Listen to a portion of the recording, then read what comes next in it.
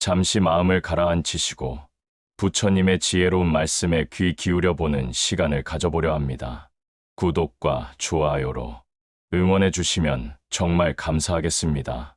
새벽 4시, 고요한 어둠 속에서 잠 못 이루고 계신가요?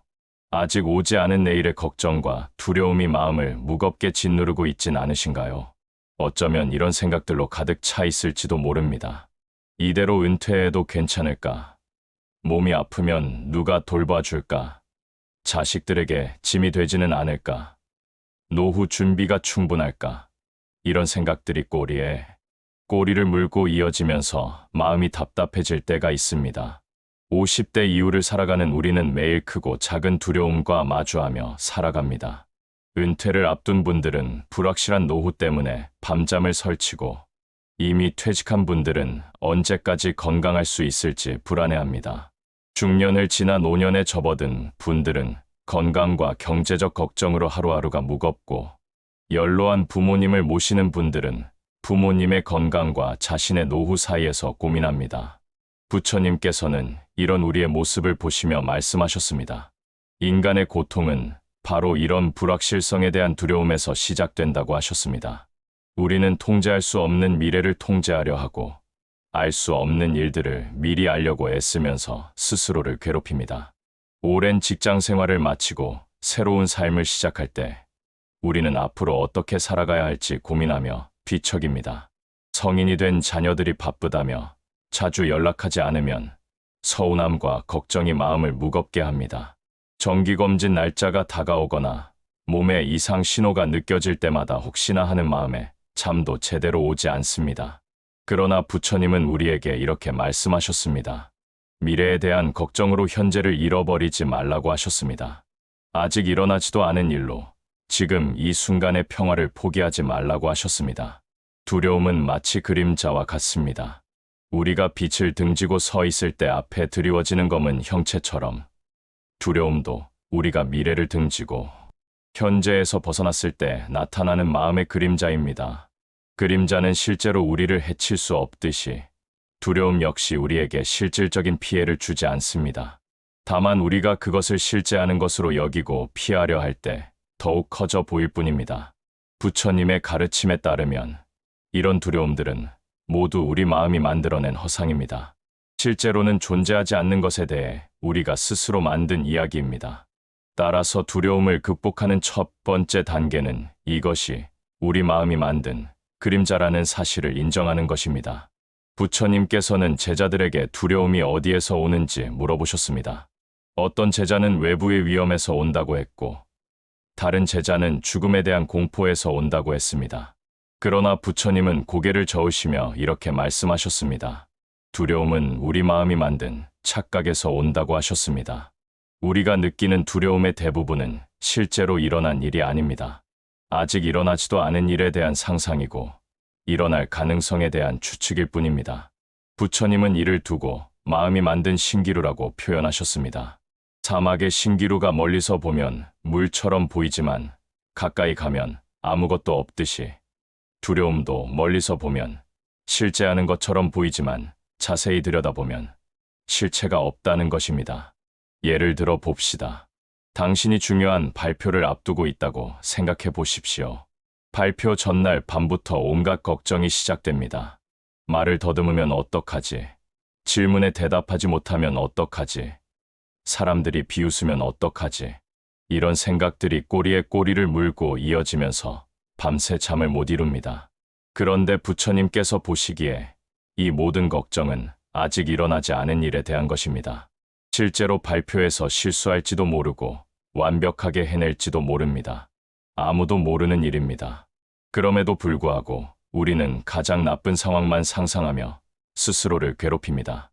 부처님은 이런 우리의 마음을 어린아이가 어둠 속에서 밧줄을 보고 뱀이라고 무서워하는 것에 비유하셨습니다. 실제로는 뱀이 아닌 밧줄인데 어둠 때문에 잘못 보고 무서워하는 것입니다. 마찬가지로 우리도 미래라는 어둠 속에서 일어날 수 있는 일들을 실제보다 훨씬 무섭게 여기며 두려워합니다. 부처님께서는 또한 두려움이 우리의 집착에서 비롯된다고 말씀하셨습니다. 우리가 가진 것을 잃을까봐 두려워하고, 원하는 것을 얻지 못할까봐 두려워합니다. 건강을 잃을까봐, 사랑하는 사람을 잃을까봐, 지위를 잃을까봐 두려워합니다. 그러나 이 모든 것들은 애초에 우리 것이 아니었고 언젠가는 변하거나 사라질 것들입니다. 따라서 두려움의 본질을 이해한다는 것은 우리가 통제할 수 없는 것들을 통제하려 하지 않는다는 뜻입니다. 미래는 불확실하다는 사실을 받아들이고 그 불확실성 자체를 두려워하지 않는다는 뜻입니다. 부처님은 이것이 지혜의 시작이라고 말씀하셨습니다. 부처님께서는 제자들에게 두려움이 찾아왔을 때 도망치지 말라고 가르치셨습니다. 대신 그 두려움을 똑바로 바라보라고 하셨습니다. 마치 거울 앞에 서듯이 두려움 앞에 서서 그것의 진짜 모습을 보라고 하셨습니다. 우리는 보통 두려움이 찾아오면 그것을 피하려고 합니다. 술을 마시거나 텔레비전을 보거나 바쁘게 일을 하면서 그 감정을 잊으려고 애씁니다. 그러나 부처님은 이런 회피가 두려움을 더욱 키운다고 말씀하셨습니다. 피하면 피할수록 두려움은 더 커지고 더 자주 찾아온다고 하셨습니다. 그래서 부처님께서는 다른 방법을 제시하셨습니다. 두려움이 찾아왔을 때 조용히 앉아서 그 감정을 관찰하라고 하셨습니다. 마음속에서 일어나는 두려움을 마치 하늘에 떠가는 구름을 보듯이 바라보라고 하셨습니다. 실제로 해보면 놀라운 일이 일어납니다. 두려움을 피하지 않고 가만히 바라보고 있으면 그것이 생각보다 오래 지속되지 않는다는 사실을 발견하게 됩니다. 모든 감정이 그렇듯이 두려움도 찾아왔다가 시간이 지나면 자연스럽게 사라집니다. 부처님께서는 이를 두고 마음의 날씨라고 표현하셨습니다. 하늘에 먹구름이 끼었다고 해서 하늘 자체가 검은 것이 아니듯이 마음에 두려움이 찾아왔다고 해서 우리 자신이 두려운 존재가 되는 것은 아니라고 하셨습니다. 구름은 지나가고 하늘은 원래대로 맑아지듯이 두려움도 지나가고 마음은 원래의 평온함을 되찾습니다. 두려움을 바라볼 때 부처님께서 알려주신 방법이 있습니다. 먼저 편안한 자세로 앉아서 눈을 감습니다. 그리고 지금 이 순간 마음속에 있는 두려움을 느껴봅니다. 그것이 몸의 어느 부분에서 느껴지는지 관찰합니다. 가슴이 답답한지, 배가 아픈지, 목이 메는지 느껴봅니다. 그 다음에는 그 두려움에게 이렇게 말해봅니다. 나는 지금 당신을 느끼고 있다고, 당신이 여기 있다는 것을 안다고 말해봅니다. 그리고 그 감정을 판단하지 않고 그냥 있는 그대로 받아들입니다. 좋다거나 나쁘다고 평가하지 않고 그냥 지금 이런 감정이 있다는 사실만 인정합니다. 부처님께서는 이런 과정을 통해 우리가 두려움과 친구가 될 수 있다고 말씀하셨습니다. 두려움을 적으로 여기지 않고 우리에게 뭔가 알려주려는 마음의 신호로 받아들일 수 있다고 하셨습니다. 두려움은 우리가 뭔가 소중하게 여기고 있다는 증거이기도 하고 조심해야 할 것이 있다고 알려주는 경고이기도 합니다. 부처님께서는 제자들에게 이런 이야기를 들려주셨습니다. 한 사람이 길을 가다가 호랑이를 만나 도망치게 되었습니다. 절벽 끝에 몰린 그는 덩굴을 붙잡고 매달렸습니다. 위에는 호랑이가 기다리고 있고 아래에는 깊은 절벽이 있었습니다. 그런데 그때 그는 손이 닿는 곳에 딸기가 열린 것을 보았습니다. 그는 그 딸기를 따서 먹었는데 그것이 지금까지 먹어본 딸기 중 가장 달았다고 합니다. 이 이야기에서 부처님께서 전하고자 하신 메시지는 분명합니다. 아무리 어려운 상황에 있더라도 지금 이 순간에 집중할 수 있다면 그 순간에서 달콤함을 찾을 수 있다는 것입니다. 과거의 후회나 미래의 걱정 대신 현재에 온전히 머물 수 있다면 그 자체로 평화를 얻을 수 있다는 것입니다. 우리가 두려워하는 대부분의 것들은 미래에 관한 것들입니다. 내일 시험을 망치면 어떡하지? 다음 달 월급이 나오지 않으면 어떡하지? 나이가 들어서 아프면 어떡하지? 이런 생각들은 모두 아직 일어나지 않은 미래에 대한 것들입니다. 부처님께서는 이런 우리에게 말씀하셨습니다. 과거는 이미 지나갔으니 다시 돌아올 수 없고 미래는 아직 오지 않았으니 확실하지 않다고 하셨습니다. 오직 지금 이 순간만이 우리가 실제로 살아가고 있는 시간이라고 하셨습니다. 현재에 집중한다는 것이 무엇인지 구체적으로 알아봅시다. 지금 이 글을 읽고 있는 당신, 의자에 앉아 있다면 등이 등받이에 닿는 느낌을 느껴보십시오. 발이 바닥에 닿는 느낌, 손에서 느껴지는 온도, 주변에서 들리는 소리들을 의식적으로 느껴보십시오. 이것이 바로 현재에 있는다는 것입니다. 부처님께서는 호흡에 집중하는 것을 현재로 돌아오는 가장 좋은 방법이라고 말씀하셨습니다. 숨을 들이쉬고 내쉬는 것은 지금 이 순간에만 일어나는 일이기 때문입니다. 과거에 쉰 숨도, 미래에 쉴 숨도 아닌 바로 지금 이 순간의 숨에 집중하면 자연스럽게 현재로 돌아올 수 있습니다. 두려움이 찾아왔을 때도 마찬가지입니다. 미래에 대한 걱정이 밀려올 때 부처님께서는 지금 이 순간으로 돌아오라고 하셨습니다. 지금 이 순간에는 아무런 문제가 없다는 사실을 확인하라고 하셨습니다. 지금 당신은 숨을 쉬고 있고 심장이 뛰고 있고 살아 있습니다. 지금 이 순간에는 두려워할 일이 없습니다.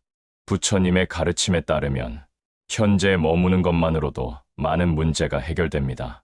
현재에 집중하면 마음이 평온해지고 평온한 마음으로는 더 지혜로운 판단을 할 수 있습니다. 또한 현재에 충실하게 살면 미래에 대한 준비도 자연스럽게 이루어집니다. 지금 최선을 다해 살아가는 것이 미래를 위한 가장 좋은 준비이기 때문입니다. 부처님께서 깨달으신 가장 중요한 진리 중 하나는 모든 것이 변한다는 사실입니다. 이 세상의 모든 것은 끊임없이 변화하며 영원히 같은 상태로 머물러 있는 것은 아무것도 없다고 하셨습니다. 이를 무상이라고 부르는데 이는 모든 것이 항상 변한다는 뜻입니다. 우리가 두려워하는 이유 중 하나는 변화를 받아들이기 어려워하기 때문입니다. 지금 가지고 있는 것들을 잃고 싶지 않고 편안한 현재 상태가 계속 유지되기를 바랍니다. 건강한 몸, 안정된 직장, 화목한 가정이 영원히 지속되기를 원합니다. 그러나 부처님께서는 이런 우리의 바람 자체가 고통의 원인이라고 말씀하셨습니다. 변화는 자연의 법칙입니다. 봄이 되면 꽃이 피고, 여름이 되면 무성해지고, 가을이 되면 열매를 맺고, 겨울이 되면 모든 것이 잠들어 갑니다. 그리고 다시 봄이 되면 새로운 생명이 싹틉니다. 자연은 이렇게 끊임없이 변화하면서도 조화를 이루며 살아갑니다. 우리 인생도 마찬가지입니다. 태어나서 자라고, 배우고, 일하고, 늙어가고, 결국 죽음을 맞이합니다. 이 모든 과정이 자연스러운 변화입니다. 부처님께서는 이런 변화를 거스르려 하지 말고 받아들이라고 가르치셨습니다.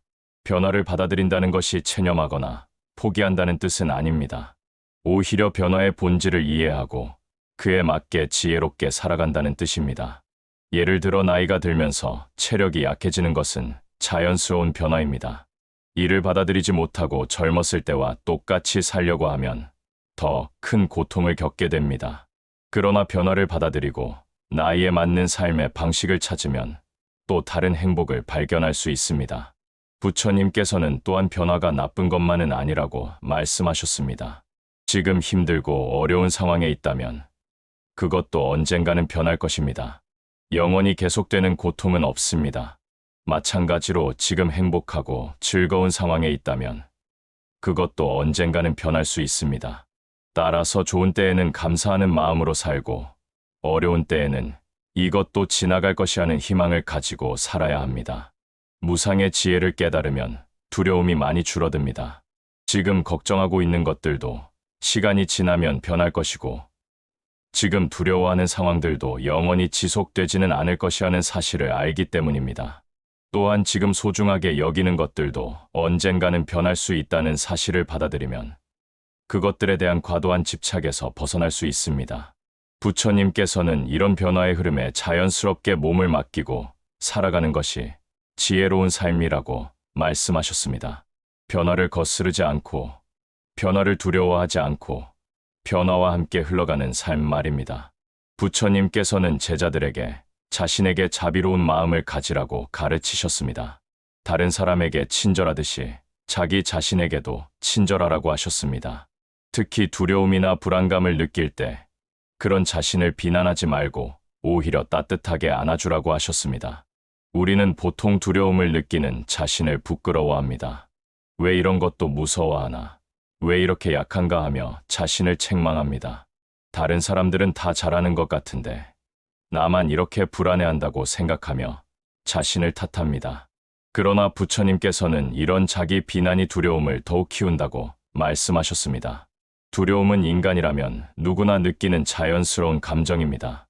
부처님께서도 깨달음을 얻기 전에는 두려움을 느꼈다고 하셨습니다. 죽음에 대한 두려움, 고통에 대한 두려움, 알 수 없는 미래에 대한 두려움을 모든 인간이 가지고 있습니다. 이것은 부끄러워할 일이 아니라 인간의 자연스러운 본성입니다. 부처님께서 알려주신 자비의 실천법은 간단합니다. 두려움이 찾아왔을 때 자신에게 이렇게 말해보는 것입니다. 지금 내가 두려움을 느끼고 있구나. 이것은 자연스러운 일이야. 나는 이런 나를 받아들여. 마치 두려워하는 어린아이를 달래듯이 자신을 달래는 것입니다. 실제로 두려워하는 자신을 어린아이처럼 생각해 보십시오. 만약 당신 앞에 무서워서 떨고 있는 아이가 있다면 어떻게 하시겠습니까? 아마도 그 아이를 안아주고 괜찮다고 말해주고 함께 있어줄 것입니다. 무섭다고 우는 아이에게 왜 그런 것도 무서워하느냐고 혼내지는 않을 것입니다. 자신에게도 똑같이 해주어야 합니다. 두려워하는 자신을 혼내지 말고 안아주어야 합니다. 괜찮다고 말해주고 함께 있어 주어야 합니다. 부처님께서는 이런 자비로운 마음이 두려움을 치유하는 가장 강력한 힘이라고 말씀하셨습니다. 자비를 베푸는 구체적인 방법도 있습니다. 두려움을 느낄 때 손을 가슴에 올리고 따뜻한 마음으로 자신에게 말해보는 것입니다. 지금 힘들구나. 괜찮아. 이런 감정을 느끼는 것은 자연스러운 일이야. 그리고 자신에게 이런 축복의 말을 전해보는 것입니다. 내가 평안하기를, 내가 행복하기를, 내가 고통에서 벗어나기를.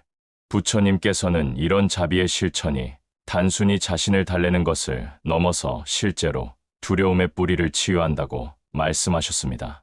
자신을 사랑하고 받아들이는 마음이 생기면 외부의 어떤 상황이 와도 흔들리지 않는 내면의 힘이 생긴다고 하셨습니다. 이것이 바로 자비의 힘입니다. 부처님께서는 앉아서 하는 명상뿐만 아니라 걸으면서 하는 명상도 가르쳐 주셨습니다. 걷기 명상은 특히 두려움이나 불안감을 느낄 때 매우 효과적입니다. 걸으면서 발걸음에 집중하다 보면 자연스럽게 현재 순간으로 돌아오게 되기 때문입니다. 걷기 명상을 할 때는 목적지를 정하지 않습니다. 어디로 가야 한다는 생각 없이 그냥 걷는 것 자체에 집중합니다. 빨리 걸을 필요도 없고 멀리 갈 필요도 없습니다. 천천히 의식적으로 한 걸음 한 걸음에 마음을 모으고 걷습니다. 먼저 서서 두 발이 땅에 닿는 느낌을 확인해 봅니다. 발바닥 전체가 바닥에 닿아 있고 그 접촉점을 통해 지구와 연결되어 있다는 느낌을 가져봅니다. 그 다음 한 발을 천천히 들어 올립니다. 발이 공중에 떠 있는 느낌, 다리 근육이 움직이는 느낌을 의식합니다. 그리고 그 발을 앞으로 내딛어 다시 땅에 놓습니다.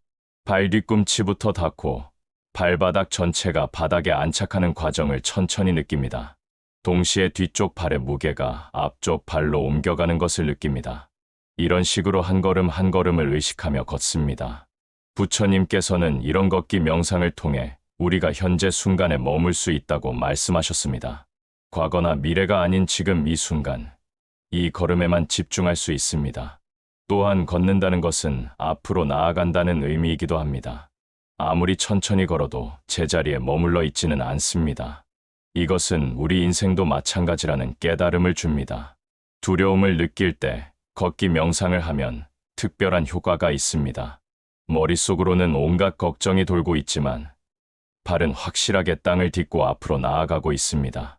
이런 대비를 통해 지금 이 순간의 현실과 머릿속의 상상을 구분할 수 있게 됩니다.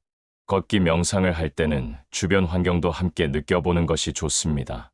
바람이 피부에 닿는 느낌, 새소리나 자동차 소리 같은 주변의 소음, 눈에 보이는 나무나 건물들, 이 모든 것들이 지금 이 순간에 함께 존재하고 있다는 사실을 느껴봅니다. 부처님께서는 걷기 명상이 일상생활에서도 계속될 수 있다고 말씀하셨습니다. 출근할 때, 마트에 갈 때, 집 안에서 방을 이동할 때도 의식적으로 걸으면 그것이 모두 명상이 될 수 있습니다. 이렇게 하면 하루 종일 현재 순간에 머물 수 있고 두려움이나 불안감이 찾아와도 쉽게 현재로 돌아올 수 있습니다. 걷는다는 것 자체가 우리가 살아있다는 증거이고 앞으로 나아가고 있다는 희망의 표현이기도 합니다. 부처님께서 말씀하신 두려움 없는 삶이란 두려움이 전혀 없는 삶을 의미하지 않습니다. 인간인 이상 두려움을 완전히 없앨 수는 없습니다. 대신 두려움이 찾아와도 그것에 휘둘리지 않고 두려움과 평화롭게 공존할 수 있는 삶을 말합니다. 두려움 없는 삶을 사는 사람은 두려움이 찾아와도 당황하지 않습니다. 아, 지금 두려움이 찾아왔구나 하고 담담하게 인정합니다.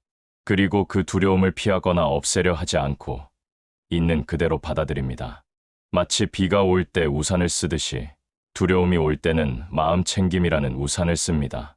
이런 사람들은 두려움이 일시적인 감정이라는 사실을 잘 알고 있습니다. 구름이 지나가듯이 두려움도 지나간다는 것을 경험을 통해 배웠습니다. 따라서 두려움이 와도 그것이 영원히 지속될 것이라고 생각하지 않습니다. 잠시 머물렀다가 갈 손님을 맞이하듯이 두려움을 대합니다. 또한 이들은 현재에 집중하는 능력을 키웠습니다. 미래에 대한 걱정이 시작되면 즉시 현재로 돌아옵니다. 지금 이 순간에는 아무런 위험이 없다는 사실을 확인하고 호흡에 집중하거나 주변의 소리에 귀를 기울입니다. 현재 순간의 평화로움을 느끼며 마음을 안정시킵니다. 변화에 대한 태도도 달라집니다. 변화를 두려워하지 않고 자연스러운 현상으로 받아들입니다. 좋은 것도 변하고 나쁜 것도 변한다는 사실을 알기 때문에 어떤 상황에서도 평정심을 유지할 수 있습니다. 변화의 흐름에 맞서 싸우지 않고 자연스럽게 따라갑니다. 자기 자신에 대한 태도도 자비로워집니다.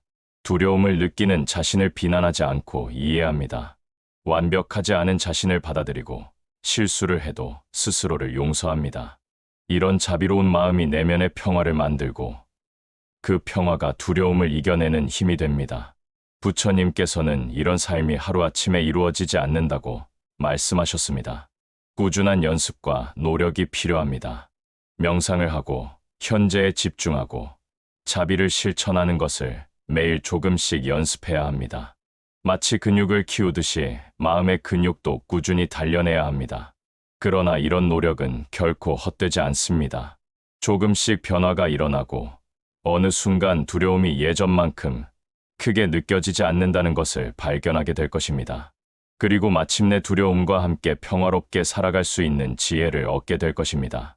이것이 바로 부처님께서 약속하신 자유롭고 평화로운 삶입니다.